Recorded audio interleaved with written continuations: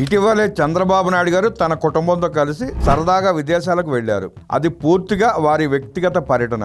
అయితే చంద్రబాబు నాయుడు కనిపించడం లేదని, ఆ పర్యటనను గోప్యంగా ఉంచాల్సిన అవసరం ఏమొచ్చిందని, చివరికి అధికారిక వర్గాలకు కూడా తెలియదా అంటూ వైకాపా నానా యాగి చేసింది. కానీ ఈ రోజు దావోస్ వంటి ప్రాంతాల్లో కూడా మన తెలుగువారు భారతీయులు దారి కాచి మరీ ఆయన్ను కలిశారు. ఇంట్లోని చిన్నారులతో సహా కుటుంబ సమేతంగా వచ్చి ఆయనతో ముచ్చటిస్తున్నారు. ప్రపంచంలో చంద్రబాబు ఎక్కడికి వెళ్ళినా ఆయన వస్తున్నారని తెలిస్తే చాలు జనం తండోపతండాలుగా వస్తున్నారు. తన కోసం అంత దూరం వచ్చినప్పుడు వారిని కలవకుండా వెళ్ళలేని వ్యక్తిత్వం ఆయనది. జగన్ రెడ్డి కుట్ర పన్ని తనను అరెస్ట్ చేసి జైలు పాలు చేసినప్పుడే ప్రపంచం ఆశ్చర్యపోయింది. దేశ విదేశాల్లో తమలా ప్రపంచవ్యాప్తంగా ఆయనకు ఎంతమంది అభిమానులు ఉన్నారా అని. ఫలానా చోటికి వెళ్తున్నానని చెప్పి తన కుటుంబంతో కలిసి ఆయన ప్రపంచంలో ఎక్కడైనా ప్రశాంతంగా సరదాగా ఏకాంతంగా గడపగలరా?